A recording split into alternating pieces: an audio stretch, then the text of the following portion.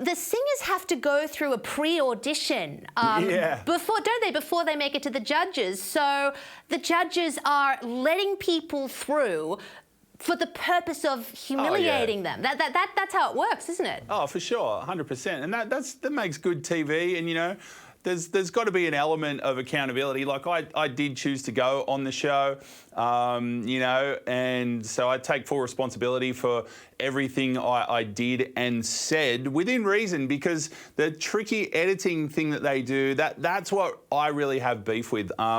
And the worst example of that with me was they cut this little promo where they put the word obey in big red letters in a graphic behind my head, and they put me forward as the guy who wanted a wife to obey him.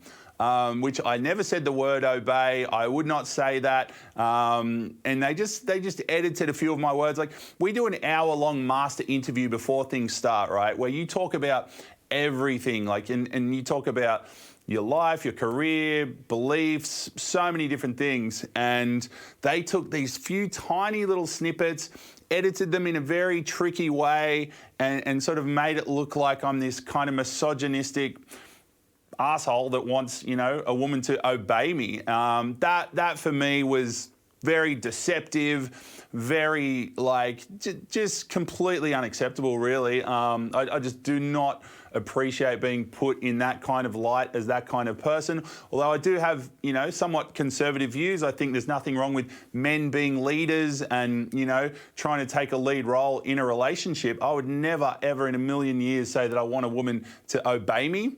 And, you know, from the minute I was released as this character on the show, that's how they released me and presented me to the world, was the guy who wants a woman to obey him, which was just, you know, from that moment on, my life changed, you know, and it hasn't been the same since. So, yeah, it's been a pretty intense few years.